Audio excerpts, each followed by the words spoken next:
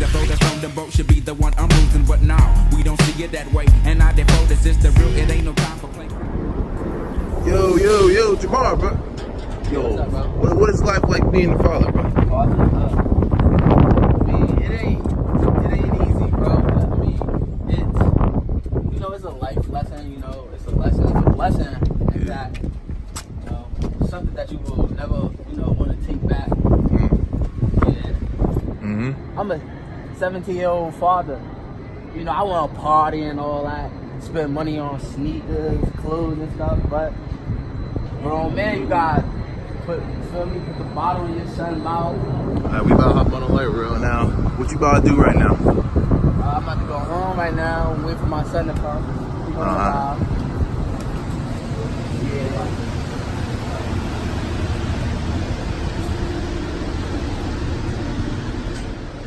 I mean, some people say, oh yeah, he's a stressed out person because, I'm a star athlete, JC, I played for Lincoln High School.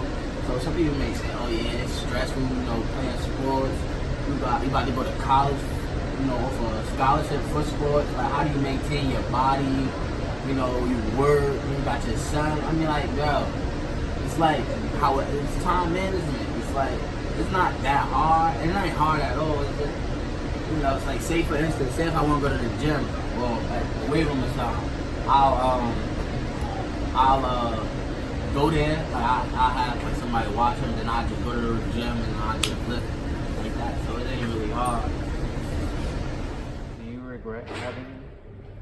Do I regret having my son? Great freaking question. If you don't go into journalism later on in life, you just I didn't know what the meaning of regret was. Then I know better now. I know the importance of production, getting your name out there. I don't regret. I don't regret. Not like I said that I know the meaning of. If you'd asked me earlier in my life, in my 30s or something, I probably the answer would have been different.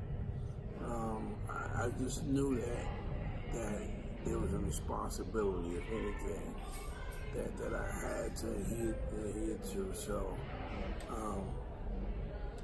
but no, I don't regret it happening.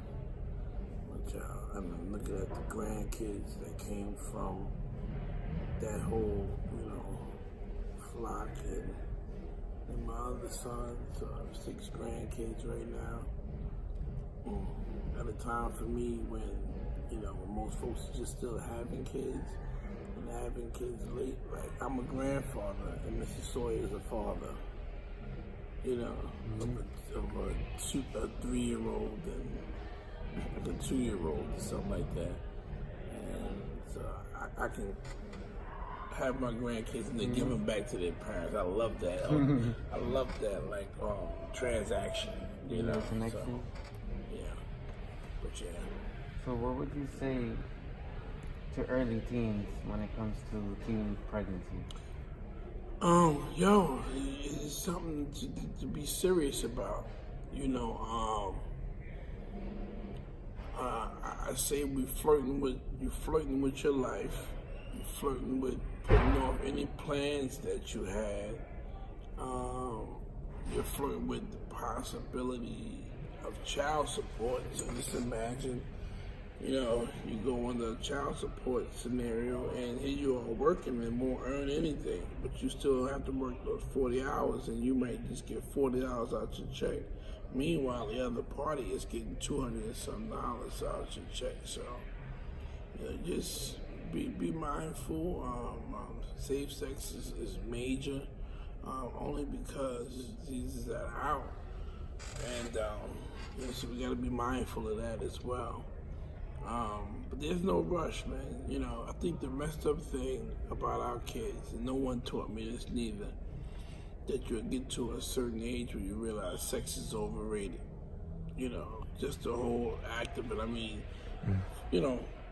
bodily heat and fondling and all that, it's cool. But you get to a point, man, you're like, yo, like, what does that that mental, you know, what does that mental, you know, mindset of, you know, loving your mind and your thought and your process, and you know, sex of course will come into the picture, but to have that as a primary, you know, goal, you'll find that you see later on, women and men are made up totally different, so you know, that's something that you got to take into consideration as well, you know. But yeah. That's very tough, and I congratulate you because you did something that your dad couldn't do. Yeah. It's cool. And, you know, just for your project too, and for the teens that will take part in listening to this, you know, just realize something, man, that you have time for certain acts in your life.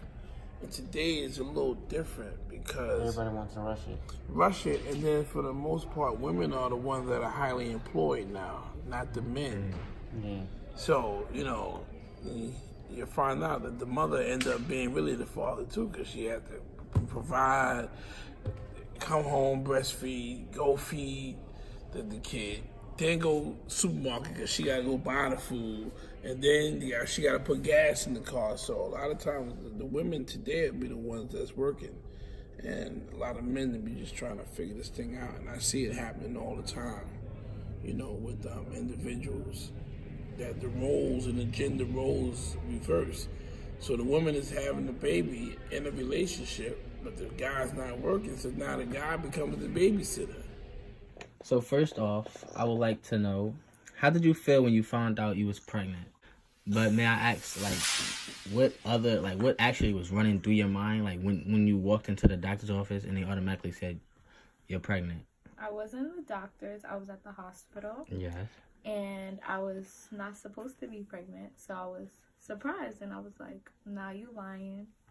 And I told the lady to do it 2 more times, and she did it 2 more times in front of my face, and then I was like, "Oh, then I must be pregnant."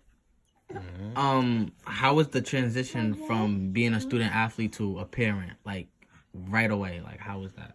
There was no change. Responsibility is responsibility, and you just have to prioritize correctly.